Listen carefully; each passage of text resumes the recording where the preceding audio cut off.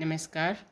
मैं doctor Suchitra Chaudhary, associate professor, department of chemistry, government college Ajmer.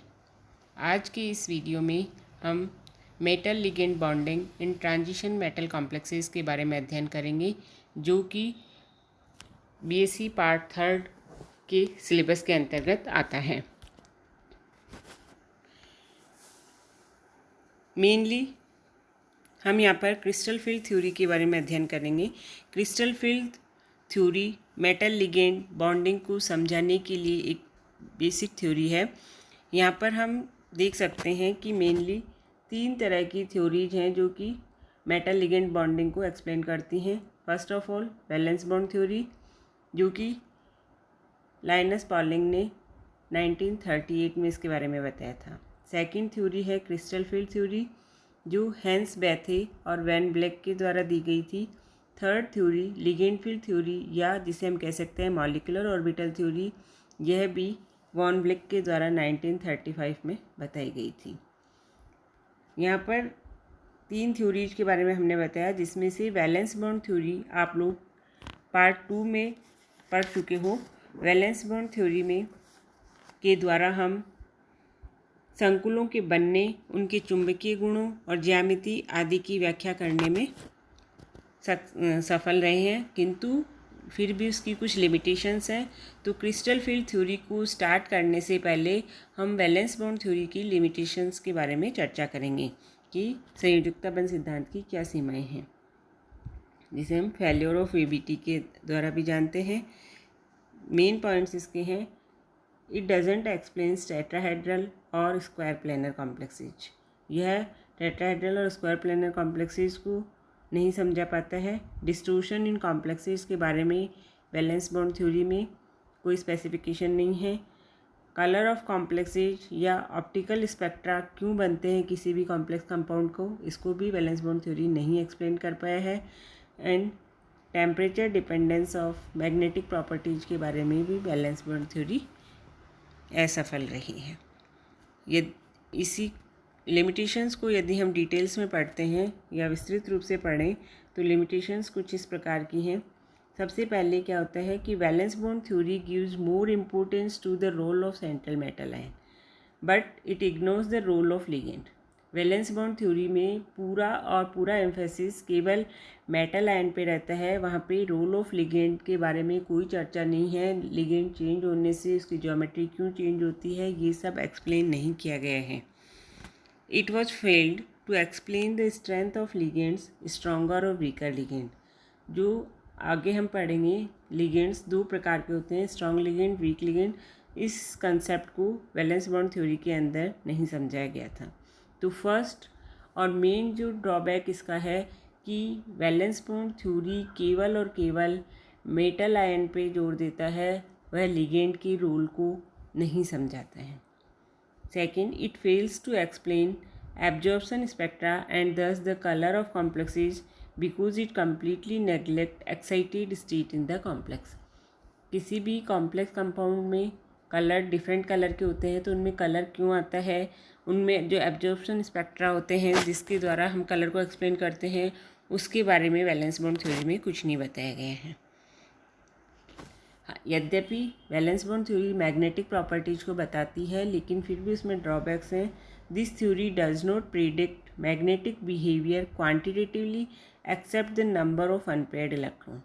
यह magnetic behaviour को quantitatively नहीं समझा पाता है। अनपेयर्ड इलेक्ट्रॉन के आधार पर केवल इसने ये फॉर्मूला यूज करते हुए μs=√n × n+2 बोर मैग्नेटॉन के द्वारा उसने मैग्नेटिक प्रॉपर्टी को समझाया था। और यहाँ पे n number of unpaired electron है, अर्थात यह नंबर ऑफ अनपेयर्ड इलेक्ट्रॉन के आधार पे उसकी मैग्नेटिक प्रॉपर्टी बताता है कि वो पैरामैग्नेटिक है या डायमैग्नेटिक है। It considers only the spin only magnetic moment.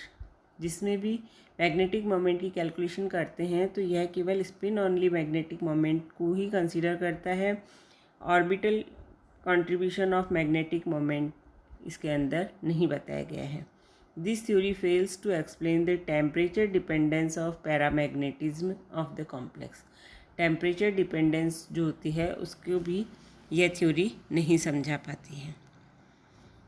Next है, it fails to explain the distorted octahedral geometry of hexa aqua copper ion. अर्थात इसमें 6 वाटर मॉलिक्यूल हैं लिगेंड के रूप में, अर्थात यह ऑक्टाहेड्रल ज्योमेट्री होनी चाहिए, 6 बॉन्ड की बॉन्ड लेंथ इक्वल होनी चाहिए, लेकिन इस कॉम्प्लेक्स कंपाउंड में डिस्टोर्शन ऑफ ज्योमेट्री पाई जाती है। 4 बॉन्ड की बॉन्ड लेंथ बड़ी होती है, 2 बॉन्ड्स स्मॉलर बॉन्ड लेंथ के होते हैं। तो it also fails to distinguish certain geometries like tetragonal और डिस्टोर्टेड ऑक्टाहेड्रल। ये एक डिस्टोर्टेड ऑक्टाहेड्रल ज्योमेट्री बनाता है।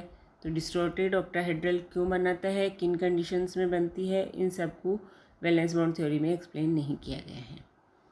It does not provide a quantitative explanation as to why certain complexes are inner orbital complexes and the other are outer orbital complexes for the same metal. हमने valence bond theory के अंतर्गत पढ़ा था कि कुछ complexes inner orbital आंतरिक कक्षक संकुल बनाते हैं, कुछ मेटल आयन अलग लिगेंड से वही मेटल आयन दूसरे लिगेंड्स के साथ में आउटर ऑर्बिटल कॉम्प्लेक्स या बाह्य कक्षक संकुल बनाता है। तो ऐसा क्यों होता है, इसको भी वैलेंस बॉन्ड थ्योरी में नहीं एक्सप्लेन किया गया। केवल उनकी मैग्नेटिक प्रॉपर्टी के आधार पे हम ये एक्सप्लेन कर पाते हैं कि वो इनर ऑर्बिटल कॉम्प्लेक्स है या आउटर ऑर्बिटल कॉम्प्लेक्स है। For example, when iron metal attached with cyanide ligand, it forms hexacyanoferrite 4 negative. This is a diamagnetic complex, low spin और inner orbital complex। जबकि यही आयरन यदि 6 फ्लोराइड लिगेंड के साथ में जुड़ा हुआ होता है तो बनने वाला कॉम्प्लेक्स पैरामैग्नेटिक कॉम्प्लेक्स होगा, हाई स्पिन होगा, आउटर ऑर्बिटल कॉम्प्लेक्स होगा। तो वैलेंस बॉन्ड थ्योरी यहाँ पर इस चीज़ को नहीं एक्सप्लेन कर पाती है कि सेम मेटल डिफरेंट लेगेंड्स के साथ में डिफरेंट टाइप ऑफ कॉम्प्लेक्सेस क्यों बनाता है। It doesn't have scope for quantitative calculation of bond energy and stability of complex. इसमें स्टेबिलिटी ऑफ कॉम्प्लेक्स के बारे में नहीं बताया गया है और quantitative calculation of bond energy के बारे में भी कुछ एक्सप्लेन नहीं कर पाता है। Last, it doesn't give a quantitative interpretation of the thermodynamic properties and kinetic stability of the coordination compound. Coordination compounds की kinetic stability और thermodynamic properties को भी वैलेंस बॉन्ड थ्योरी के द्वारा नहीं समझा जा सकता है। तो वैलेंस बॉन्ड थ्योरी की इन्हीं कमियों को दूर करने के लिए हम दूसरी थ्योरी के बारे में अध्ययन करेंगे, जो कि है crystal field theory. Crystal field theory को सबसे पहले हेंस ब्रेथे ने 1929 में इस थ्योरी के बारे में बताया था। फिर उसमें कुछ संशोधन वॉन ब्लिक के द्वारा किए गए थे 1932 में। तो इस तरह से दोनों scientist Hans Bethe and Van Vleck ने मिलकर के क्रिस्टल फील्ड थ्योरी के बारे में बताया था। अभी तक वैलेंस बॉन्ड थ्योरी में हमने पढ़ा था कि जो बॉन्डिंग होती है वो ओवरलैपिंग हाइब्रिडाइज मेटल जो होता है वो हाइब्रिडाइज्ड हो जाता है और hybridized metal orbital ligand orbital के साथ में ओवरलैपिंग करके कोवलेंट बॉन्ड के रूप में मेटल लिगेंड बॉन्डिंग को उन्होंने एक्सप्लेन किया था। लेकिन क्रिस्टल फील्ड थ्योरी की एजम्पशंस में हम देखते हैं यहाँ पे बिल्कुल डिफरेंट कंसेप्ट निकल के आता है। सबसे पहला point, interaction between metal ions and ligand is electrostatic. अर्थात जो कि वैलेंस बॉन्ड थ्योरी में बताया गया था कि कोवलेंट बॉन्ड मेटल और लिगेंड के मध्य बन रहा है, क्रिस्टल फील्ड थ्योरी में बताया गया कि धातु लिगेंड बंध जो होता है वो 100% आयनिक होता है, अर्थात इलेक्ट्रोस्टैटिक बॉन्ड है। इस सिद्धांत के अनुसार धातु आयन और लिगेंड आयन के मध्य स्थिर विद्युत आकर्षण बल पाया जाता है और जिसके परिणाम स्वरूप वहाँ पे बॉन्डिंग होती है। Ligands are treated as negative point charges. Ligands are of 2 types, 2 तरह के लिगेंड्स होते हैं mainly, negative ligands and neutral ligand. Negative ligands को हम नेगेटिव पॉइंट चार्जेज के रूप में जानते हैं, where is neutral ligands are known as point dipole. तो यहाँ पर बिंदु आवेश की तरह लिगेंड जो है वो बिंदु आवेश की भांति व्यवहार करते हैं। जो निगेटिव या ऋणात्मक लिगेंड हैं उनको हम पॉइंट चार्ज या बिंदु आवेश कहते हैं, और उदासीन लिगेंड या न्यूट्रल लिगेंड जैसे कि अमोनिया, एक्वा, इनको हम पॉइंट डाइपोल या बिंदु द्विध्रुव के द्वारा जानते हैं। अर्थात लिगेंड्स को यहाँ पे पॉइंट चार्ज या पॉइंट डाइपोल के रूप में बताया गया है।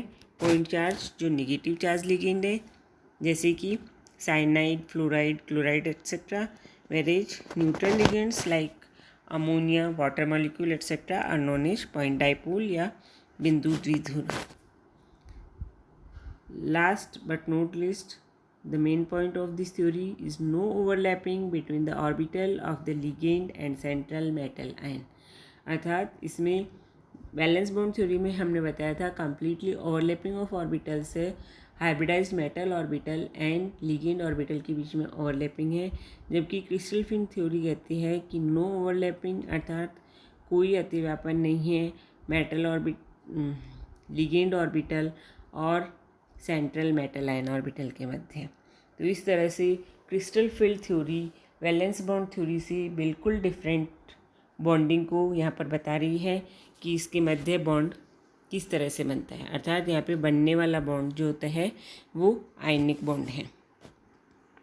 क्रिस्टल फील्ड थ्योरी को समझने से पहले हम सबसे पहले यहाँ पे डी ऑर्बिटल्स की ज्यामिति और उनके ओरिएंटेशंस को समझना होगा। हम जानते हैं कि टोटल 5 डी ऑर्बिटल्स होते हैं, like D Y X, D Y Z, D X Y and D X Z, D Z square and D X square Y square.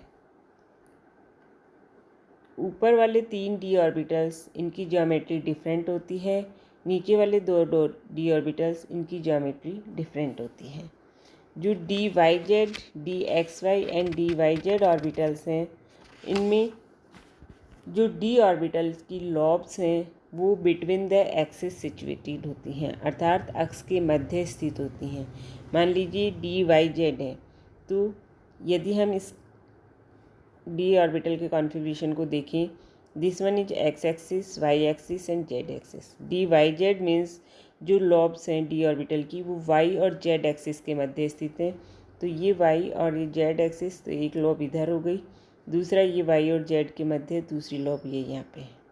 इसी तरह से ये वाई और जेड के मध्य और यह भी वाई और जेड के मध्य। तो D Y Z, D X Y and D X Z जो ऑर्बिटल्स हैं उनमें डी ऑर्बिटल्स की लॉब जो होती हैं वो बिटवीन द एक्सिस 2 अक्षों के मध्य स्थित होती हैं। ये आपको विशेष रूप से ध्यान रखना है कि इनका ओरिएंटेशन ऑफ डी ऑर्बिटल्स क्या होता है, क्योंकि आगे हम जब डिफरेंट ज्योमेट्री में मेटल लिगेंड बॉन्डिंग पढ़ेंगे तो वहाँ पे डी ऑर्बिटल की ज्योमेट्री आपको पता होनी चाहिए। इसी तरह से 2 डी ऑर्बिटल हैं, D Z square and D X square Y square. यहाँ पे डी ऑर्बिटल्स जो होते हैं, लॉब्स ऑफ डी ऑर्बिटल, वो ऑन द एक्सिस सिचुएटेड होते हैं। जिस तरह से हम देखें D X square Y square, इसमें 2 लोब एक्स ऑर्बिटल पे स्थित, एक्स एक्सिस पे स्थित हैं, 2 D orbital lobes Y axis पे स्थित हैं, अर्थात एक्स और वाई एक्सिस पे स्थित हैं। और डी जेड स्क्वायर ऑर्बिटल, इसमें हम देखते हैं कि एक रिंग और 2 डी लॉब्स हम यहाँ पे देख पा रहे हैं। तो एक जेड एक्सिस के ऊपर स्थित है और दूसरे डी ऑर्बिटल की लॉब्स को हम एक सर्किल के द्वारा दिखाते हैं जो कि इस जेड एक्सिस के चारों तरफ मूव कर रहे हैं। डी जेड स्क्वायर कक्षक जो है वो वास्तव में D Z square Y square and D Z square X square कक्षकों की लीनियर कॉम्बिनेशन से प्राप्त होता है। इसलिए D Z square Y square और D Z square X square कक्षकों का स्वतंत्र अस्तित्व नहीं है और D Z square Y square तथा D Z square X square कक्षकों में जेड एक्स पर इलेक्ट्रॉन घनत्व उच्चतम है। अतः डी जेड स्क्वायर कक्षक में भी जेड एक्स पर इलेक्ट्रॉन घनत्व अधिक है। तो इस तरह से हम 5 डी ऑर्बिटल का ओरिएंटेशन इस स्लाइड के अंदर देख सकते हैं। इसे हम ज्योमेट्री ऑफ डी ऑर्बिटल्स कहते हैं। ज्योमेट्री ऑफ डी ऑर्बिटल्स पढ़ने के बाद में हम आसानी से डिफरेंट